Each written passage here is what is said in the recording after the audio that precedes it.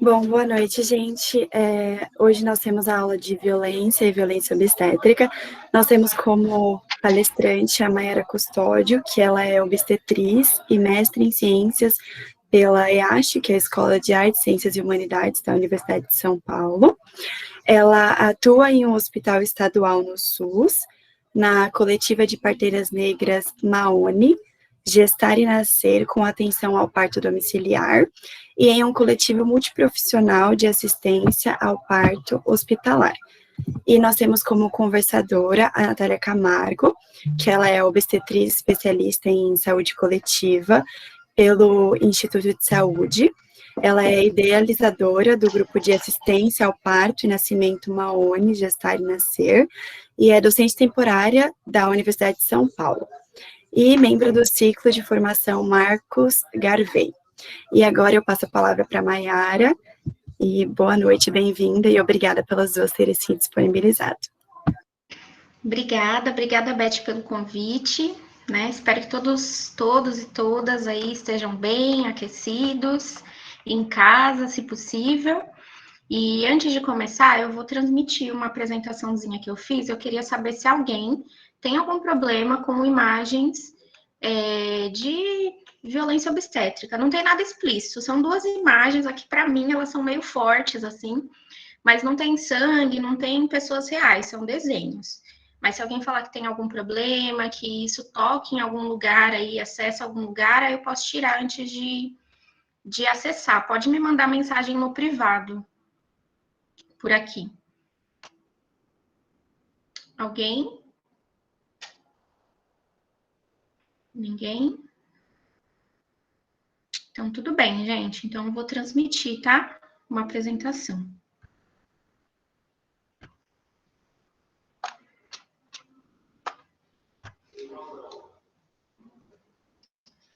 É que eu acho as imagens sempre muito chocantes, aí eu sempre pergunto.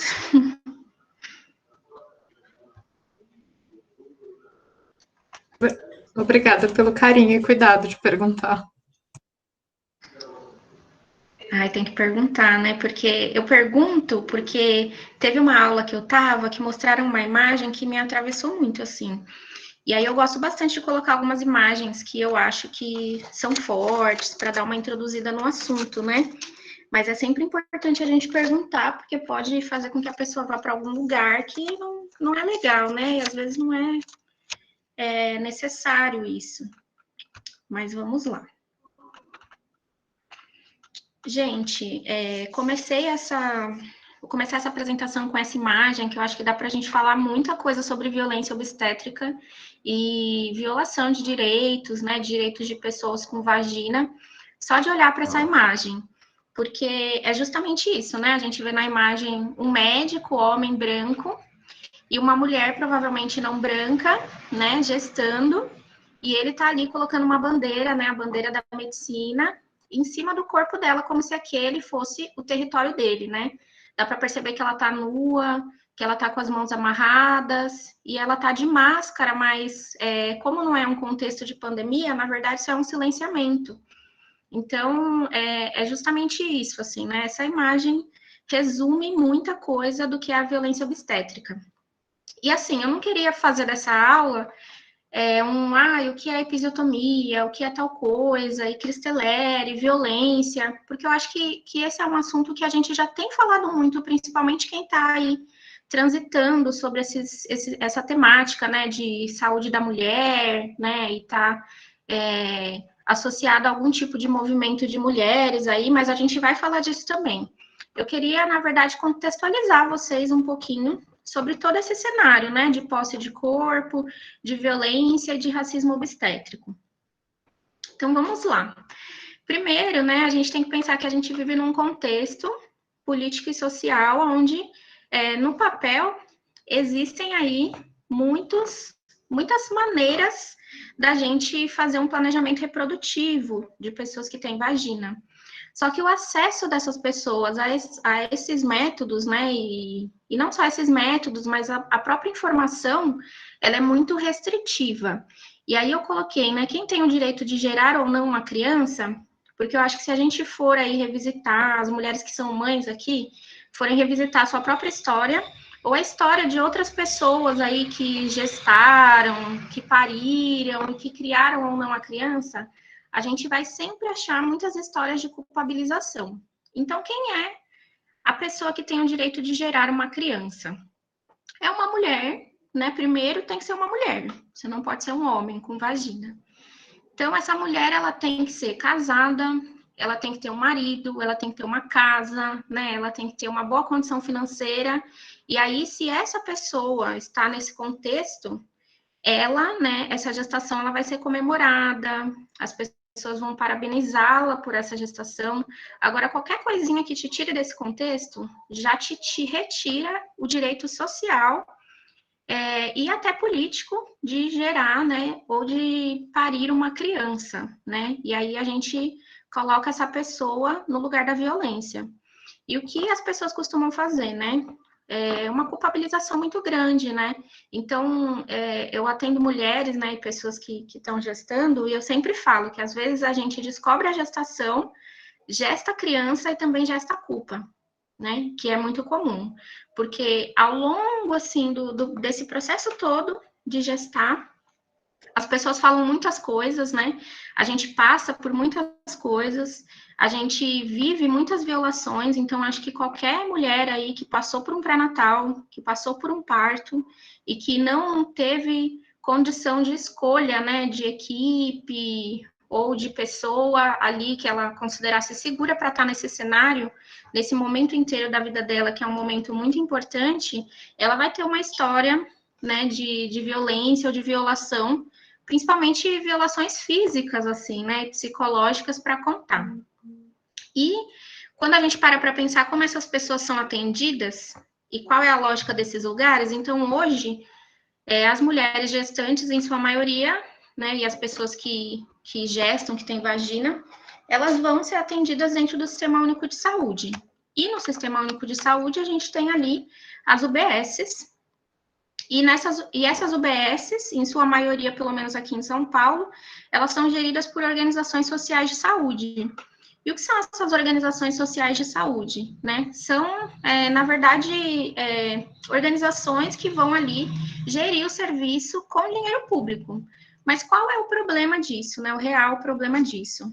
O real problema é que as OSs, elas têm filosofias diferentes, métodos de pensar a saúde diferente, de tratar as pessoas diferentes e, consequentemente, de pensar a gestação, né?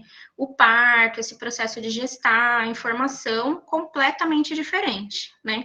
E aqui em São Paulo também a gente tem uma presença muito forte de organizações sociais católicas, tanto na educação infantil, né? Que acho que quem aqui é da educação, enfim, deve saber, quanto na saúde. Geralmente essas organizações, elas ficam lá nos extremos da cidade. Então, você já está ali produzindo um discurso, né? Mesmo que os profissionais sejam diversos, você já está ali produzindo um discurso ali sobre a saúde das pessoas, sobre o corpo das pessoas. E aí a gente tem um outro lugar de atenção também, né? Que é os convênios, né, os hospitais privados. Então, nessa parte aqui, né, de público-privado e violências distintas, Mayara, pode falar. desculpa atrapalhar, mas eu acho que o slide não está aparecendo para a gente. Não está passando, tá no slide inicial ainda, na página do PowerPoint. Ah, mas ainda está nesse slide mesmo. Ah, tá bom, então, só Mas, para... se você conseguisse ampliar, porque ele está pequeno para a gente. Ai, como que eu faço? Entra em apresentação dos slides. Agora você andou, mas em cima tem apresentação de slides, ó. Vê lá, página inicial, inserir, design, tradução. Então, eu coloquei, Beth, na apresentação de slides, e eu acho que está aparecendo pequeno mesmo. Do slide atual, do começo. Do slide atual. Já está assim para mim. Eu acho que isso aconteceu uma outra vez quando eu fui compartilhar numa aula. Para fazer o compartilhamento quando não é uma guia do Chrome, quando você coloca em tela cheia no PowerPoint, não vai aparecer pra gente em tela cheia. Ah, E tá. quando Então você eu vou passar, deixar não assim. vai passar pra gente também. Então Aí, eu vou para deixar isso, você assim. tinha que compartilhar a sua tela inteira e não uma guia. Ah, entendi, amiga. Então, vamos lá, vamos começar desde o começo. Deixa eu voltar, eu tenho que compartilhar a tela inteira. É estranho, porque quando eu já compartilhei guia, Lari, deu, mas pode se compartilhar no documento. É que fica melhor para a gente acompanhar. É, fica bem melhor. Sim, mas é porque a guia não é do Chrome, é de um outro programa. E aí não fica. Não sei por quê. Aí vocês me falem se mudou alguma coisa. É que, na verdade, Agora a sim. gente obriga Agora a sim, utilizar né? os recursos deles, né? Então, se aqui é o Google Meet, se você usa um Sim. outro Se você usar sistema, outro ele vai te dar sistema. uma qualidade menor. Ah, entendi. Agora tá todo mundo enxergando legal, né? Tá, meu amor. Sim, agora tá. Obrigada. Imagina. Então, bora lá, né? Eu coloquei essa parte aqui, público e privado, para a gente também pensar nesses lugares de assistência, que a gente sabe que hoje, né, a gente é aí campeão de cesáreas, mas essas cesáreas, elas são realizadas em mulheres, geralmente que vão procurar o sistema privado para assistência, né, ao seu parto, enfim, no trabalho de parto também, essas mulheres geralmente são direcionadas para uma cesariana. Por quê? Porque existe ali uma lógica diferente. Então, geralmente a lógica do público é uma lógica de negligência e a lógica do privado é uma lógica de muita intervenção, né, e de muito controle, muita vigilância. Então, é o tecnológico como um modelo de segurança, né? E aí a gente tem esse controle e vigilância de corpos não brancos, eu coloquei isso aqui porque no estudo Nascer no Brasil, tem uma parte lá que eles vão colocando os dados de saúde, né, e fazendo uma comparação entre mulheres brancas e negras. E a maioria das cesarianas, elas são realizadas em mulheres brancas, e aí eles colocam lá, acho até interessante, uma parte no artigo dizendo que ser negra é um fator de proteção. Achei isso engraçadíssimo. Para você não ter uma cesárea, por exemplo. Mas a gente sabe, né, que dentro dessa lógica que a gente vive, que a vigilância está pautada na tecnologia, na intervenção, na cesárea, né, na vigilância do corpo, você saber que as mulheres negras fazem menos cesárea significa que elas estão sendo negligenciadas dentro do serviço. E aqui, né, só para explicar melhor essa minha fala, não estou dizendo que a gente tem que começar a fazer cesárea em mulheres negras. Mas se a gente olhar para dentro dessa lógica e no que ela está pautada, você ter um número maior de cesariana em mulheres brancas, num contexto em que a segurança tecnológica e a cesárea é a segurança, então, né, a gente já tem a resposta. E aí essa frase, né, desse autor, ele fala, né, que o corpo na atual conjuntura neoliberal cada vez mais vem sendo atravessados por discursos que supervalorizam seu caráter material, reduzindo mesmo a sua condição de objeto. Então, quando eu entro no hospital, né, ninguém sabe do meu parto anterior, ninguém sabe quais são os traumas que eu carrego, ninguém sabe quem sou eu, porque não importa. O que importa é que, né, cada mulher vai dilatar 1 centímetro por hora, e se isso não acontecer, a gente vai para cesárea, a outra vai para cesárea, ninguém vai conversar comigo, ninguém vai me explicar muita coisa.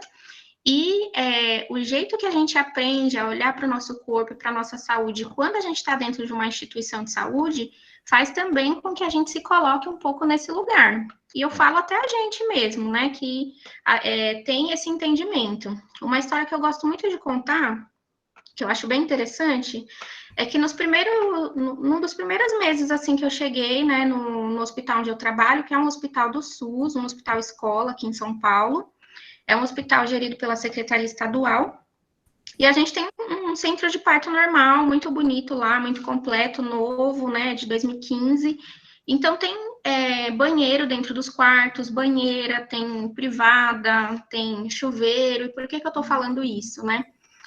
Talvez aqui quem tenha me ouvido falar já deva ter ouvido essa história. Porque eu fiquei muito chocada quando uma mulher que estava com muita vontade de fazer xixi, por exemplo, ficou esperando que alguém entrasse no quarto para dizer se ela podia usar o banheiro ou não. E o banheiro estava na frente dela, né? Então, ficar nessa... Às vezes a gente também, né, se sente nessa condição de corpo como objeto e como um objeto que alguém ali controla, que alguém precisa mover ou autorizar, porque a instituição, né, e a violência institucional é tão grande que a gente realmente fica nessa posição de muita vulnerabilidade. E aí, vamos lá, né, para falar um pouquinho mais de violação de direitos e falar um pouquinho também sobre como funciona, né, essa assistência às mulheres dentro dos hospitais, principalmente aqui em São Paulo. Então, a maioria dos hospitais aqui, hospitais do SUS, eles são hospitais escola. E qual é a problemática, né, desses hospitais? Por que isso seria um problema, né? Porque a gente, novamente, como sempre, né, na história da medicina, a gente usa corpos de pessoas em situação de vulnerabilidade para aprender, para treinar, e a gente mesmo, a gente obstetriz também. E quando, por exemplo, você está no hospital e você vai para um estágio de uma sala de parto, você está ali numa posição de estudante que precisa aprender para assistir outras mulheres.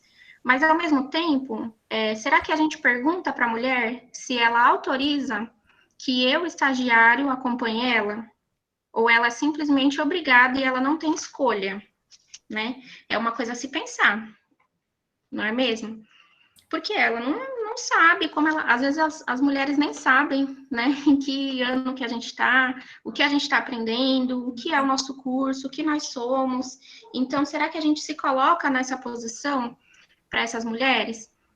E quando, né, também vocês começarem a fazer estágio, vocês vão perceber que esses hospitais escola, que são a maioria das maternidades aqui em São Paulo, do SUS, muitos procedimentos são realizados nas mulheres só para os residentes aprenderem. Então, teve um hospital aqui em São Paulo, que eu lembro que a gente faz muito estágio lá, e tinha muito parto fórceps, muito, muito, muito mesmo. E eu pensava, nossa, né, todo mundo fica cansado, todo mundo fica esgotado em algum momento do parto e precisa realmente do fórceps? Não.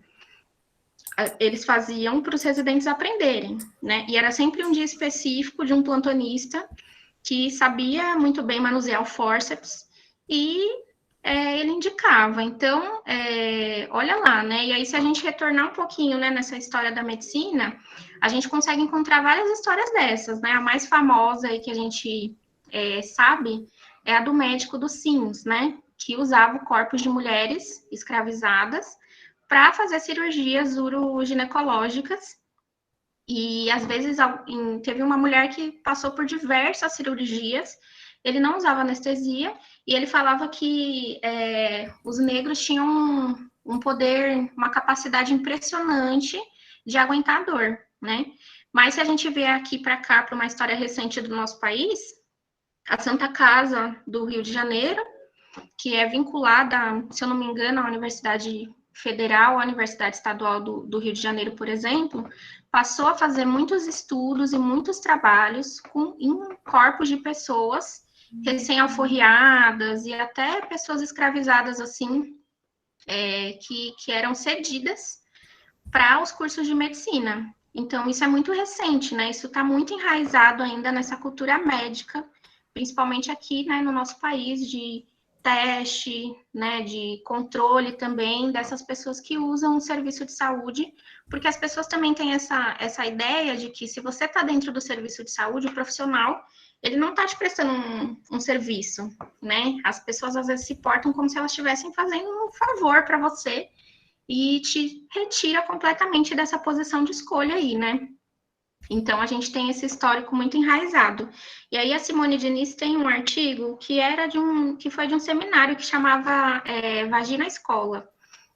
E aí, numa parte desse artigo, ela fala, né, que em países permeáveis às evidências científicas, esse movimento foi muito efetivo em questionar a tradição, né, essa tradição de usar esses corpos, e mudar as rotinas de assistência e os valores subjacentes. Porém, em outros contextos, como o nosso, Com uma medicina pouco regulada, a prática clínica tem sido pouco permeável às evidências, como no caso do Brasil, criando uma contradição adicional.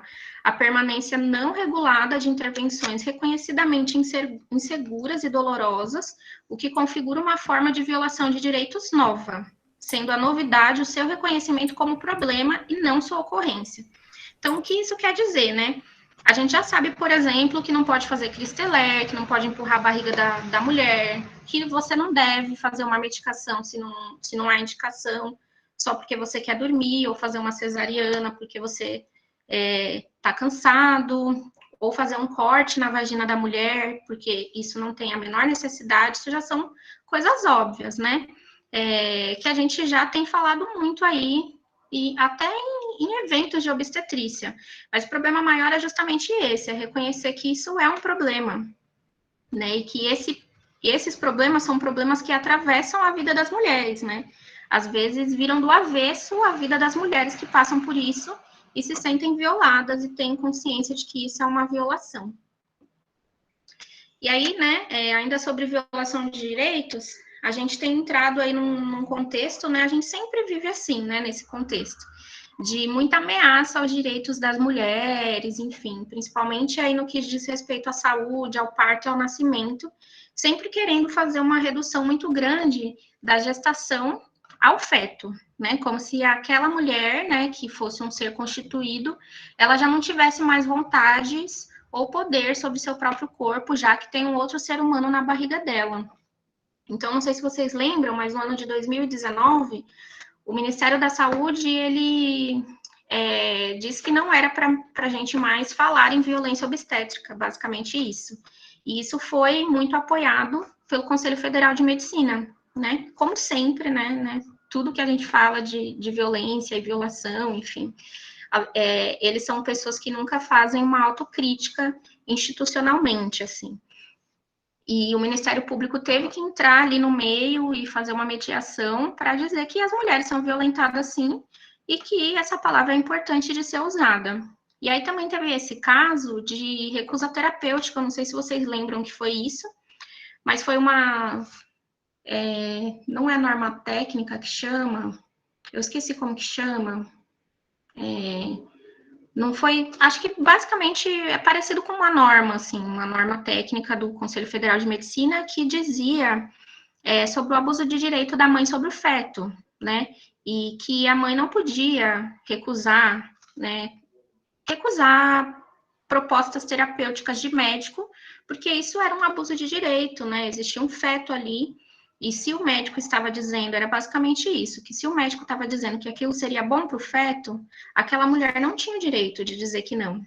Então, isso foi bem preocupante, né? E por que isso representa um perigo? Porque a gente já vive num contexto em que mesmo com a recusa, as pessoas fazem, né? Imagina se a gente vive num contexto em que você não pode nem recusar o que vão fazer no seu corpo, né? E a gente tem uma nítida hierarquização de corpos nos serviços de saúde.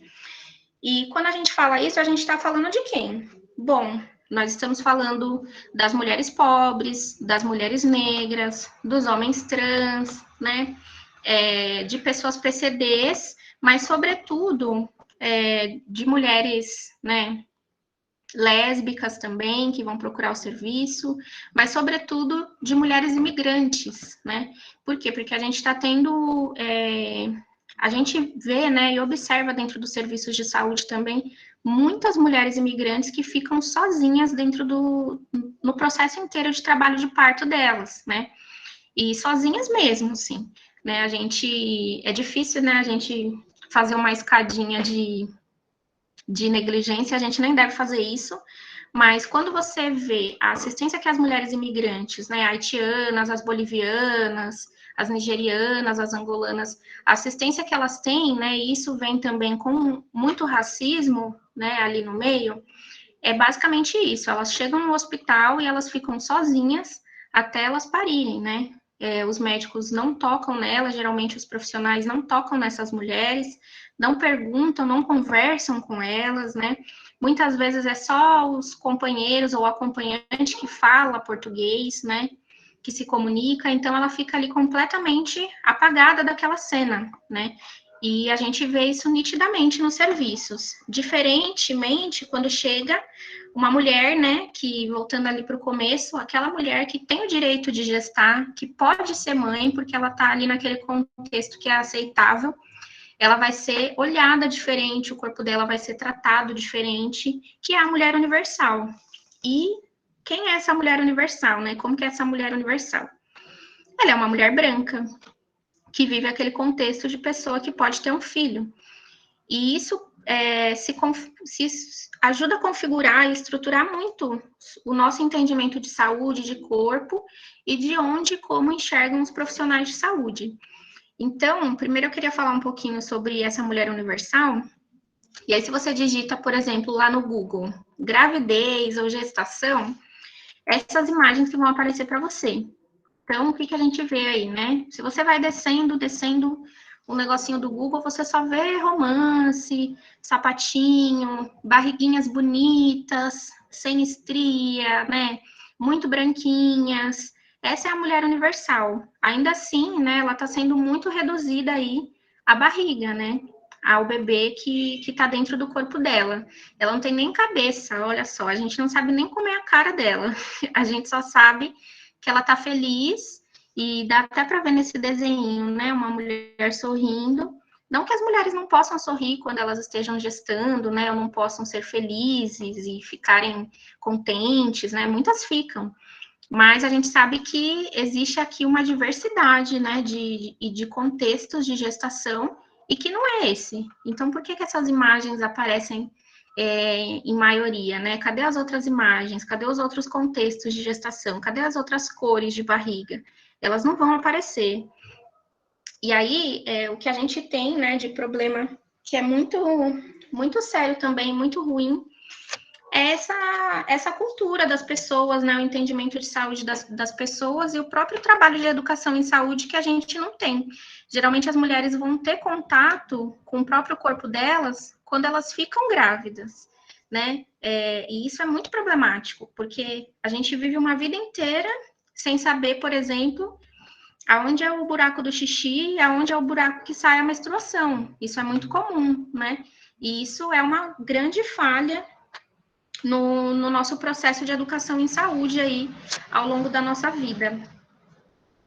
Aí aqui, vou falar um pouquinho sobre ainda continuando sobre essa hierarquização de corpos, né, sobre esse racismo obstétrico que vira morte, aí a gente sabe, né, tem vários dados, vários estudos falando sobre isso. E da onde a gente surge isso, né, da onde as pessoas negligenciam as mulheres negras? Negligenciam porque são racistas mesmo, né, tanto de forma explícita, mas também porque a gente cresceu numa sociedade em que existe essa ideia de mãe preta, e que a mulher negra, ela só cuida, né, ela consegue cuidar de todos, e cuidar de si mesma. Então, ela não precisa de ajuda, ela não precisa de cuidado, ela não precisa ser olhada, ela não precisa de atenção, né? E aí, esse trabalho é bem interessante, que ele fala um pouquinho sobre a veiculação de imagens de algumas propagandas do Ministério da Saúde. E aí ele vai sempre colocar imagens de gestação e propagandas que, quando a gente vai falar sobre gestação na adolescência, a gente coloca uma mulher negra ou uma mulher não branca, né, que você consegue identificar ali. Quando você vai falar de HIV na gestação, de sífilis, as imagens são sempre essas. Então, a mulher negra é sempre a pessoa que está sozinha e que está doente, né?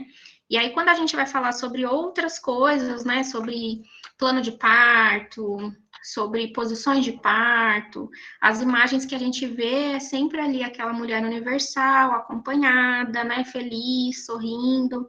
Então, isso também já vai delineando aí como as mulheres vão ser tratadas e vão poder ser tratadas, né, nos serviços de saúde. E aí a gente tem essa questão, né, de hierarquização, né, do racismo, né, que existe uma hierarquização pelo físico e moral, físico e intelecto, físico e cultural, e que isso estrutura a desigualdade social. E aí tem no próprio estudo Nascer no Brasil, eles falam que as mulheres negras, elas recebiam menos informação no momento do pré-natal, no momento do parto e no pós-parto sobre a amamentação. Isso ia se refletir diretamente no ganho de peso do bebê, por exemplo, no estabelecimento da amamentação. Então, se vocês forem procurar, tem vários artigos falando sobre mortalidade infantil de filhos de mulheres negras ou mortalidade neonatal. E a gente tem ali, né, essa problemática que vem se acumulando desde aquele momento em que aquela mulher está gestando até aquilo virar uma mortalidade, né? E aí, esse artigo da Jurema Werneck, de 2016, vai falar sobre racismo institucional, e ele é bem legal, ele é bem completo, assim, para quem quiser entender um pouco melhor isso dentro dos serviços de saúde. E aí ele fala que essa hierarquização dentro da instituição, ela produz e difunde as vulnerabilidades de um grupo racial e étnico, né? E qual é a vulnerabilidade que vai difundir dentro do serviço de saúde? A morte, né? Principalmente. E aí aqui, esse é um estudo também do Nascer no Brasil, que vai falar sobre a exposição de doenças e mortes no SUS, né? Então, 60% da mortalidade materna ocorre entre mulheres negras contra 34% da mortalidade entre mães brancas. 56% das gestantes negras e 55% das pardas fizeram menos consultas de pré-natal do que as brancas, tiveram menos informação sobre a amamentação, enquanto 78% das brancas tiveram acesso a esse serviço. Aí aqui, né, esse dado de 2017 vai falar sobre a mortalidade.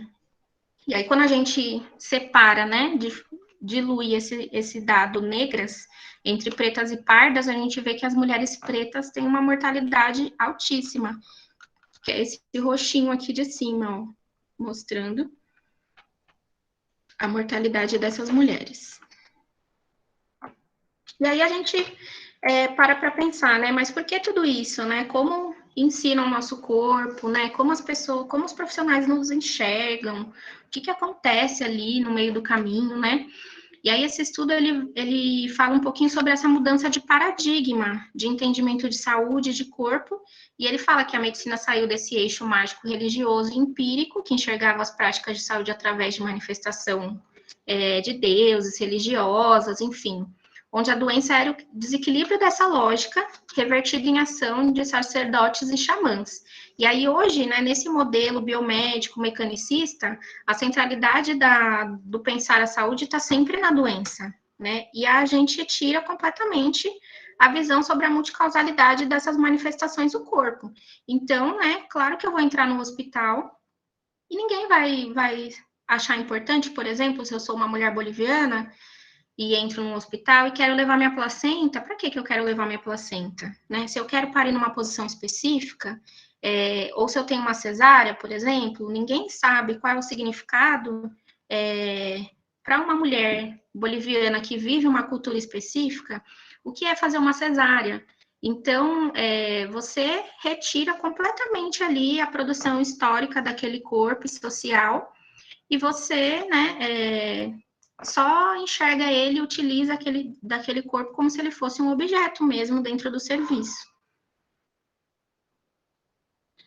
E aqui, né, falando sobre controle dos corpos, a gente pode pensar também quem produz essa ciência, né? E ele fala que a libertação do homem dessa ideia do discurso do sagrado provocou, né, a entrada de um discurso científico sobre o corpo que trata a vida como muito vulnerável. Então, viver é um perigo, né? E a tecnologia é uma solução. Logo, vem essa ideia de fragilidade constante da vida, né? E essa possibilidade de uma vigilância sobre o corpo que formata esse olhar do profissional. E eles usam muito isso para controlar o corpo das pessoas, a gestação das pessoas e o parto das pessoas. Então, vamos supor que eu sou uma mulher que estou gestando, entendo muito pouco sobre gestação, sobre bebê, sobre o funcionamento do meu corpo, e vou lá, procuro um hospital privado, por exemplo, eu quero um parto normal, sempre quis, mas eu fui lá procurar um hospital privado no fim do ano, e aí alguém fala para mim que o exame do bebê veio alterado, e que a gente precisa fazer uma cesárea de emergência e marca para o dia seguinte, né? Fala para ela voltar para casa dela, tomar o banho dela, arrumar as coisas e voltar no dia seguinte. E aí você não dá nem tempo da pessoa refletir se aquilo realmente é uma emergência, né? Porque emergência a gente faz na hora. Mas ela vai fazer, porque ela não entende. E a pessoa que tem o conhecimento, né, que a gente associa ali, né, um conhecimento científico de corpo e confiável, tá dizendo para mim que meu bebê vai morrer. Então não tem como eu discutir, eu não vou discutir. Eu vou fazer aquilo que aquela pessoa tá me direcionando, né? E aí a gente deixa algumas perguntas, né? Como os profissionais de saúde assistem, né, essas pessoas que gestam? Muitas vezes, e na maioria das vezes, né, na manutenção desse sistema de opressão dentro dos serviços, dos hospitais, das UBSs, dos consultórios, e qual é o entendimento que essas pessoas têm sobre classe social, raça, etnia, e também a importância, né, que as pessoas veem isso para pensar, a importância que as pessoas dão para isso, para pensar a saúde, a produção da saúde daquela pessoa, do corpo daquela pessoa.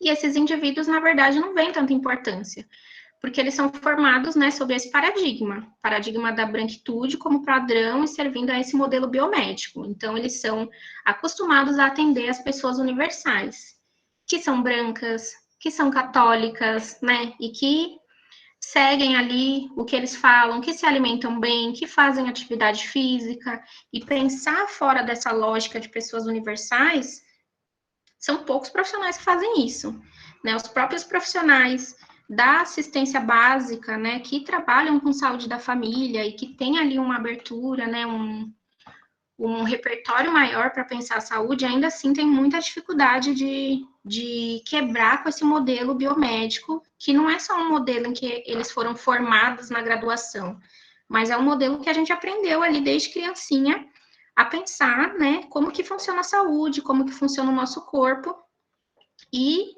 né, isso faz com que acontecimentos fisiológicos tornem-se patológicos, com necessidade de intervenção sempre, e o médico, né, vai ser ali o personagem principal nesse cenário. Eu até brinco com uma amiga minha que eu falo, né, se o médico falar que o advogado está errado sobre algo que seja relacionado ao direito, o povo vai acreditar, porque tudo que o médico diz é lei, basicamente, né, isso é muito cultural para a gente. E ele vai ser esse profissional responsável pelo controle do nosso corpo. E aí, quando a gente pensa, né, como assim um acontecimento fisiológico vira patológico, é justamente isso que fizeram com o parto, né? Isso vai produzir intervenções, em sua maioria, que são muito desnecessárias e que reverberem efeitos prejudiciais ali para aquela pessoa que está gestando e para o seu bebê. E onde está pautada a assistência, né? A assistência, com certeza, não está pautada na mulher, muito menos no bebê, né? Às vezes as pessoas falam, o feto, também não está pautada na mulher e nem no corpo que está dentro dela. Ele está pautado no profissional, no serviço de saúde. Então, até a posição que as mulheres, que a maioria das mulheres vão parir, que é aquela deitada, com a perna aberta, de barriga para cima, é uma posição que é melhor para o profissional. De nenhuma maneira, assim, a gente não consegue achar nenhuma relação daquela posição ser melhor para a mulher. Não é, nem para o bebê. E a gente tem uma falta de incentivo muito grande a boas práticas de cuidado e nessa assistência pautada em evidência científica, né? E o mais importante é sempre, né, a gente pensar que a gente tem que atribuir à mulher o poder sobre o próprio corpo, a pessoa ali que está gestando. E essa relação hierárquica, né, uma outra problemática é essa relação hierárquica que a gente tem. Então, a gente não está acostumada a criar uma relação horizontal com profissionais de saúde. Geralmente, a gente senta lá, e isso é muito mais do profissional, claro, mas é um aprendizado também que a gente tem que ter de entender que quando a gente está diante de um profissional, a gente também está ali construindo junto com ele o nosso plano terapêutico, né? E muitos profissionais não aceitam isso. E isso também vira um problema quando as mulheres, por exemplo, querem escolher o que elas querem ou não querem no momento do parto delas. E como elas vão escolher isso? Através do plano de parto, que eu vou falar um pouquinho. E aí, o plano de parto, ele, na verdade, é um planejamento do que a mulher deseja ou não que seja feito no momento do seu parto. E aí, a gente tem um plano de parto para diferentes cenários. Se você está num cenário onde o cuidado está pautado em você, o seu plano de parto ele vai ser construído apenas por aquilo que você quer, por coisas importantes, né? Por ali momento X, momento Y, você vai poder se colocar completamente ali enquanto pessoa constituída, né, culturalmente, socialmente. Agora, se você vai para um contexto hospitalar, por exemplo, o plano de parto ele vai servir como uma proteção para você, uma proteção à violência, né? E aí a gente tem vários tipos de profissionais e vários tipos de pensamento com relação ao plano de parto hoje. Então, alguns profissionais mais antigos, né, quando as mulheres chegam com plano de parto, eles pensam que aquilo é uma afronta, né? Como ela fala que ela não quer que eu rompa a bolsa dela ou corto a vagina dela? Isso sou eu quem decido, né? Então, eles tratam aquilo como uma afronta. Mas hoje, como esse assunto está sendo muito debatido, né? A gente ainda tem que debater muito mais para chegar a muito mais pessoas, mas ele está, sim, sendo bastante debatido, assim. E todas as pessoas já pelo menos ouviram falar o que é uma violência obstétrica ou já entenderam que, por exemplo, muitas mulheres podem ser violentadas no momento do parto. Então, às vezes, isso provoca medo nos profissionais. Então, se você chega com um plano de parto no serviço, pode ser que as pessoas te respeitem porque elas vão comentar assim, isso já aconteceu comigo. De eu chegar no plantão e alguém está passando ali o plantão para mim e fala, olha, cuidado com essa pessoa, toma mais cuidado com ela, porque ela tem plano de parto, porque ela tem doula, por exemplo. Ou seja, né, essa pessoa vai poder te prejudicar. Não violente ela, porque ela vai te denunciar. Então, isso é sim um fator de proteção. Não necessariamente tudo que a mulher coloca lá no plano de parto vai poder acontecer, né? Mas as pessoas pelo menos vão saber que aquela mulher tem noção do que é um trabalho de parto e entende os procedimentos que precisam e não precisam ser realizados naquele momento, né? E é muito difícil para os profissionais enxergarem o corpo, assim, e fora dessa lógica, né? Ou na verdade, dentro dessa lógica de autonomia. E os profissionais também, né? Eles devem estar preparados para pensar essa autonomia e trabalhar o cuidado de maneira conjunta com as pessoas. E, né, existe uma outra questão também. Quando a gente chega lá com um plano de parto e você tem um desfecho ruim, a gente volta de novo para aquilo do comecinho, né? Da culpabilização. Então, não foi você que escolheu isso? Não foi você que quis isso? Então, eu até me lembro de um médico, de uma mulher que chegou com plano de parto. Ele queria indicar cesárea, porque na cabeça dele o bebê não ia nascer por algum motivo. E a mulher não queria, falando que não ia aceitar. Ele falou, tudo bem. Então, a partir de agora, você é responsável pela criança que sair de dentro de você. Como se ela não fosse antes, né?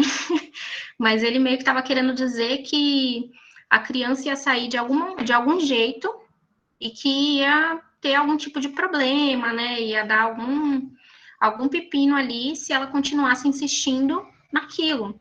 E era uma mulher completamente orientada, que tinha noção, né, desse processo, só que ela estava ali num processo de indução muito longo, e ela já estava exausta, né, ela estava sendo violentada por muitas pessoas, por muitos plantões, e ela teve uma crise de choro e topou fazer a cesárea, porque ela falava assim para mim, eu só quero agora que isso acabe. Então, olha só, né, a culpabilização, as pessoas jogam muito com a culpa nesse processo do gestar, do parir e do pós-parto.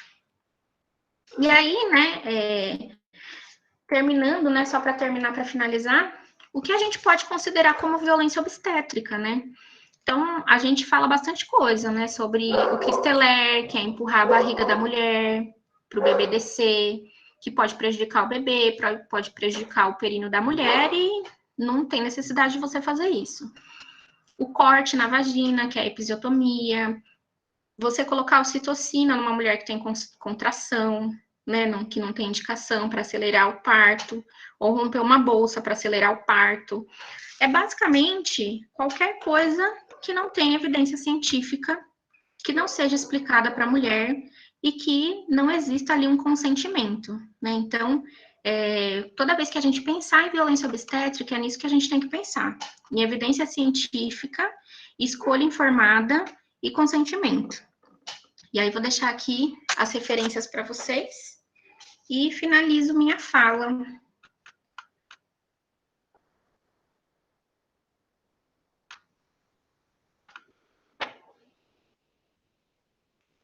Gente, Bom, agora então nós passamos a fala para Natália. Gente, 5 minutos. Aí eu já deu oi pra vocês ouviram, né? Tudo bem. O Caiodé é muito fofo.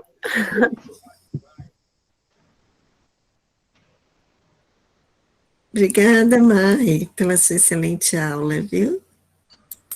obrigada, Muito, Beth. muito importante para nós, né? Não só pensarmos a violência, como também a violência nas suas articulações, né? Ó, a Nath aí tá chegando. Muito importante. Eu já tô, já. Era mais pra... Que é isso, na hora que a criança resolve ir pro colo e fazer... Virar de ponta cabeça, é sempre a hora que é a sua vez de falar. Faz parte É do normal, mundo faz virtual. Que a gente já vai acostumando. Primeiro, eu quero dizer que é uma sacanagem falar depois da Maiara. Até porque... né, a gente... Ela consegue abranger, assim, um assunto com uma maestria, no sentido de fazer as coisas estarem bem nítidas na nossa cabeça, né?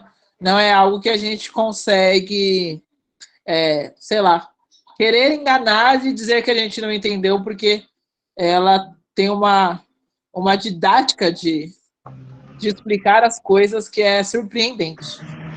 E sim, eu sempre pus sardinha para Maiara, né? Por inúmeros motivos, e eu acho que pela qualificação dela é mais um motivo. Para quem não me conhece, sou a Natália Camargo, né? A segunda vez que a gente está tendo contato aqui com todo mundo, né? E falar desse tema de violência é muito... Acho que é muito desafiador para a gente, né? Porque há quem diga que a gente ainda puxa muita sardinha para a questão racial, para esse recorte, né, da saúde da mulher, onde se entende, né, que a saúde é para todos e que todo mundo é atendido igual.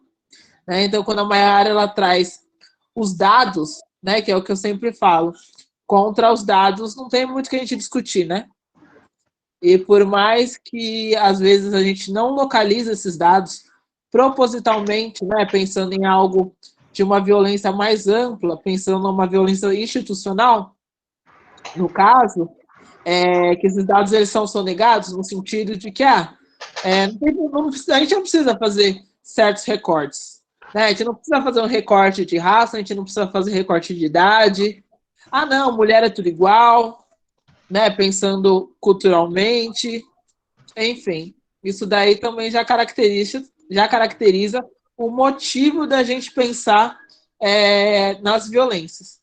E aí, de acordo com a fala da Mai, que é outra coisa que eu sempre fico refletindo quando a gente traz um assunto de violência, é que as pessoas, tanto violentadas quanto as que praticam a violência, são sempre as mesmas.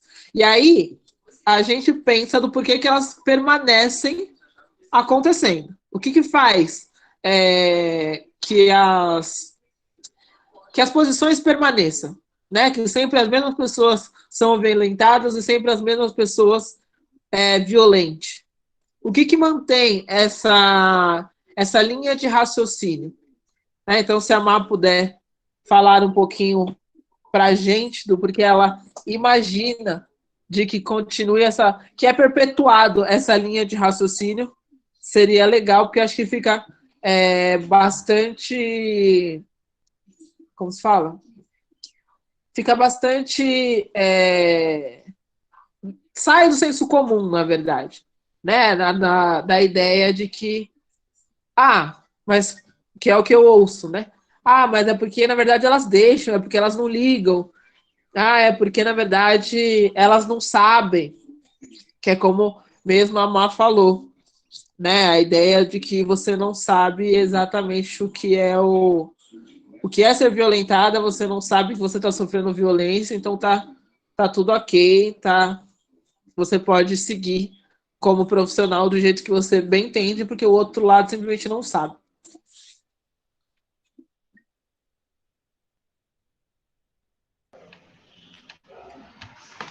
Obrigada, Nath. Gente, a Natália adora ficar falando bem de mim, mas ela é uma pessoa maravilhosa, uma parteira muito importante também, muito necessária, e é sempre bom dividir as falas com ela. Mas é bem interessante essa pergunta que a Nath fez, do porquê isso é perpetuado, né? E realmente as pessoas culpabilizam muito as mulheres.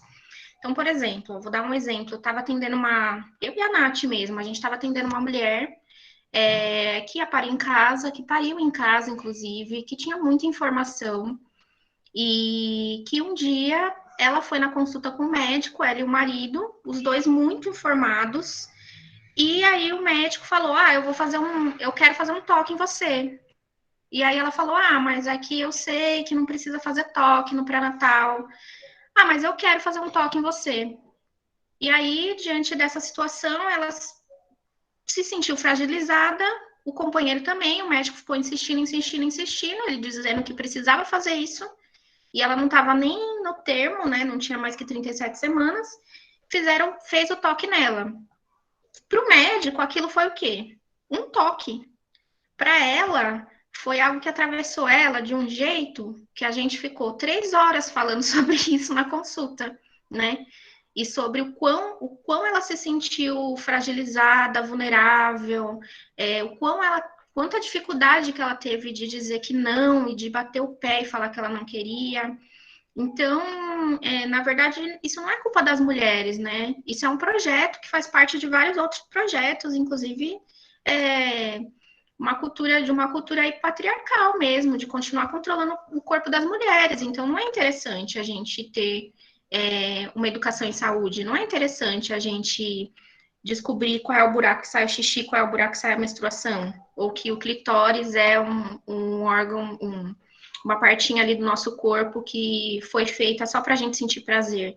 Isso não é interessante. Não é interessante que as mulheres conheçam o seu corpo, e principalmente as mulheres que não são brancas, né? Que essas mulheres, elas não deveriam nem estar gestando, elas nem tinham que estar grávidas, né? E então não importa se elas estão morrendo mais, ou se elas não conseguem amamentar, se o bebê delas está morrendo, né? Porque isso faz parte de um projeto, né? E esse projeto é o projeto que, se essa mulher não morre no parto, e se o bebê dela não morre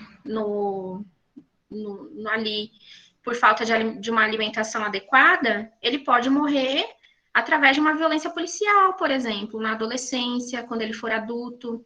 Então, tudo isso faz parte de um projeto, né? Pensando em pessoas que são racializadas. E outra coisa, né, mano? Diga, Nath. Desculpa te cortar. Pensando também na questão da continuação, né? Porque aí subentende que essas mulheres não terão mais filhos, subentendem que elas vão deixar de povoar o mundo, como as pessoas gostam de falar. Né? Porque é isso, preto, pobre, ou então, como se fala? Imigrante, eles estão aqui só para povoar o mundo, só com essa intenção, e é por isso que eles se reproduzem. Elas não vão mais ter tanto filho para ganhar a Bolsa Família, né? Exatamente. E viver do Bolsa Família, né? Que é o que as pessoas gostam de dizer. E pensando em mulheres... Pode falar, Nath. Não, então, assim, eu quis fazer essa pergunta justamente para entender que o plano, né, que tem gente que ou não necessariamente concorda, né, porque a questão de concordar e discordar é meio que individual, mas ela desqualifica essa linha de raciocínio de plano, porque a gente coloca em algo macro. Então, tipo assim, você nasceu mulher, você nasceu com as outras características, onde eu já entendo de que você pode, ou então você pode não, que você deve passar por situações que eu, para minha vida particular, no senso comum de que, no senso normativo, na verdade, né, que nem eu gosto de dizer quando eu falo de questões raciais, né, quando a gente pensa que todo mundo é igual, a gente pensa que todo mundo é branco. Né? Então, é essa linha de raciocínio. Então, a gente não pensa na maioria, pensa no Brasil. Né? Então, a gente coloca naquela normativa. Nasceu, já não tem as características, onde ela já é normal, todas as violências, né? Porque aí a gente entende que a gente já nasce violentado, independente de quem somos, simplesmente pelo nosso pelo ventre gerado, a gente já nasce violentada. Então, a violência, ela começa dali e aí ela perpassa desde, assim, da menarca, né, da primeira menstruação, onde às vezes você ouve meninas, né, atuando com adolescentes desse início de pré-adolescência, já que a idade onde as mulheres estão tendo a primeira menstruação, ela está cada vez mais recente, né, está cada vez mais curta, então não é mais adolescente essa fase. Algumas pessoas ainda se há a ideia, né, da comemoração, a ideia daquele debutante, né, como se considerava, e para outras ainda fica aquela coisa de falar que menina porca, ela já se sujou, ela não presta para nada. Olha, que aquela menina agora, tá vendo? Por isso que ela já tá querendo dar, por conta disso. Então, assim, as violências, elas perpassam, né, e quando a gente entra no ramo obstétrico, ela só enfatiza, porque muitas das mulheres, elas já chegam no hospital, principalmente, né, no hospital, de uma forma fragilizada, então já começa pelas violências que você já interioriza para você sofrer menos. Então, no caso, não grita, porque senão as pessoas lá vão te abandonar. Isso daí você já ouve da maioria da população, principalmente as mais velhas, né? Que já tiveram filhos nesse mesmo ambiente que você escolheu, ou, no caso, foi indicada, né? De próximo, que nem eu sempre digo, os hospitais próximos da gente são sempre ruins. Sempre ruins. Sempre tem as catástrofes, até porque é o que a gente ouve, né? É o que a gente conhece da vizinhança. Então, isso daqui já vai interiorizado. Então, às vezes, pra gente que atua, né? E é isso. Eu tenho a alegria, a felicidade de trabalhar com a Maiara e entender como ela atua dentro e fora do ramo hospitalar. E é de entender e ouvir, né? Que a Maiara é uma das pessoas boas para falar isso, até pensando na minha escolha, porque o Caio D nasceu pelas mãos da Maiara, né? Diga-se de passagem, entender e a fala ser do sentido, pode gritar, põe para fora, que é o que ela fala, né? Ela grita, põe para fora, não esquenta a cabeça com isso não, aperta minha mão de verdade, vai com força. E aí você vê, dependendo das pessoas olhando com aquela cara, tipo assim, não, moça, tipo, eu não posso fazer isso com você, porque senão você vai me abandonar, no subconsciente, senão você vai me abandonar, senão eu vou ser maltratada, senão... Porque ela já vem com essa violência interiorizada. E aí, quando, às vezes, se confirma, né, até porque há vários tipos de profissionais, há várias linhas de raciocínio no único centro, onde há uma cultura biomédica, né, por detrás, mas que algumas ainda tentam ser um pouco mais maleáveis, mas às vezes se esbarra, né, por algum comentário infeliz ou alguma prática que a gente sabe que hoje ela já não é mais bem vista, digamos assim, para a gente não taxar tudo como uma violência agregada ao corpo do outro. Você vê que as pessoas ela já vêm com essa ideia da violência muito próxima. Assim como é um grito, assim como é um puxar de braço, assim como é um toque se você não permitir. Sabe aquelas pessoas que você se irrita e fala, agora não tanto, porque na pandemia a gente aprendeu a não se abraçar tanto, né? Mas na cultura brasileira a gente se abraça bastante, se toca bastante, né? Pensando em outros povos. E aí aquele toque desagradável das pessoas sem sequer ser consultadas. E para a gente está tudo bem, porque esse tipo de violência é naturalizado para a gente desde o início. Né? Então, quando a gente fala que é projeto, é justamente a gente precisa que tenha pessoas que tenham essa linha de raciocínio para que outras continuem nos seus patamares e continuem nas suas posições. Né? Então, quando a gente profissional tanto atua, principalmente quando a gente discute essas questões, a gente sempre tem que pensar no seu eu particular, do quanto essas violências estão naturalizadas, para que quando a gente faça com o outro, ou quando a gente imagine o cultural do outro, porque é isso, ainda estamos falando, pensando entre eu e a Maiara, né, que eu tenho a tranquilidade e conheço a cultura e a linha de raciocínio da Maiara, mas mesmo assim tem coisas minhas que atingem a Maiara. Né? Isso é uma pessoa conhecida, isso é uma pessoa próxima, sabe? Uma pessoa família. Imagine o próximo. E se a gente, como profissional, ou pessoas que discutem, ou que atuam com políticas públicas, pensando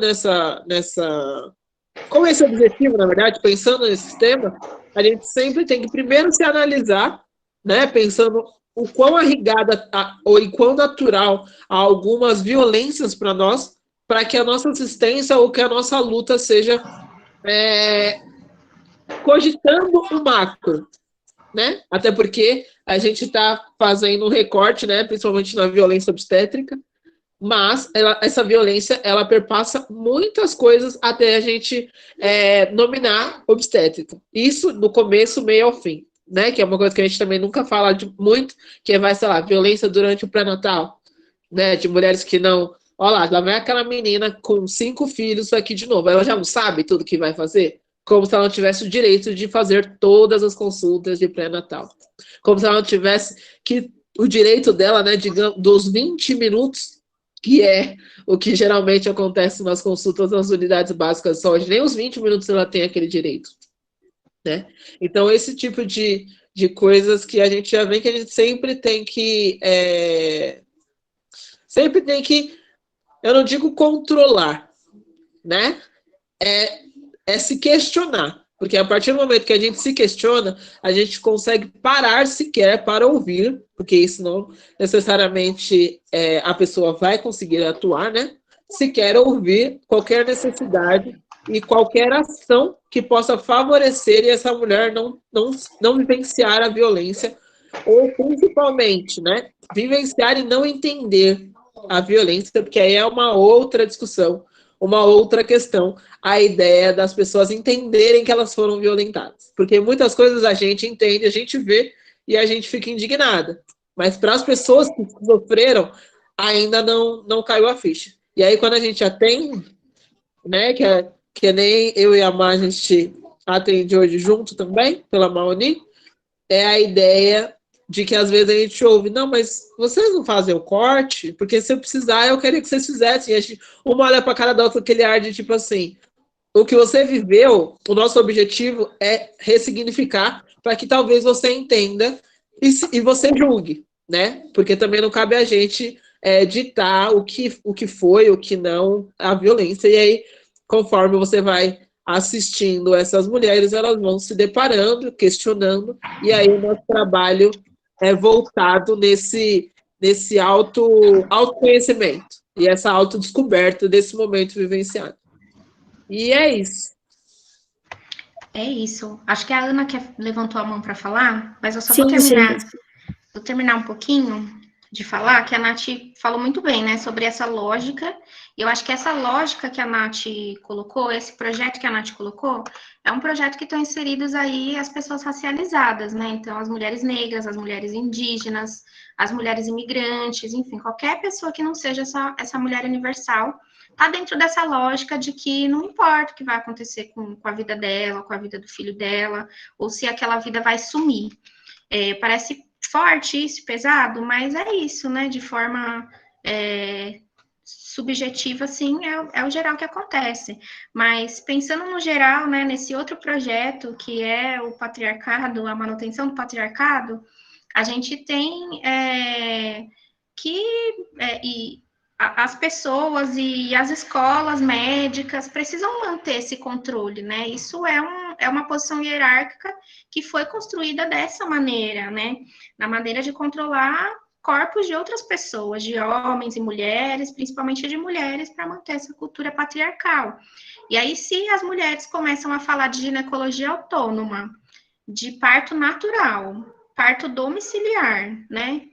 Quem é que vai bancar essa lógica de poder médico, de direito sobre o corpo do outro, né? De uso não consensual do corpo do outro para desenvolvimento de técnicas? Então, não vai ter, né? Então, isso não é interessante, né? Não é interessante pelas grandes instituições, não é nada interessante para o Conselho Federal de Medicina, e é por isso que todos esses retrocessos, essas maluquices aí que saem, que a gente vê sobre aborto, sobre violência, enfim, eles sempre estão ali, né, fazendo duplinha com alguém que está escrevendo alguma coisa bizarra, né, porque é justamente isso.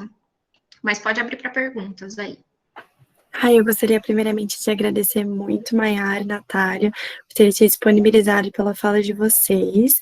A equipe também agradece muito a presença de vocês aqui. E agora eu vou interromper a gravação e abrir para perguntas.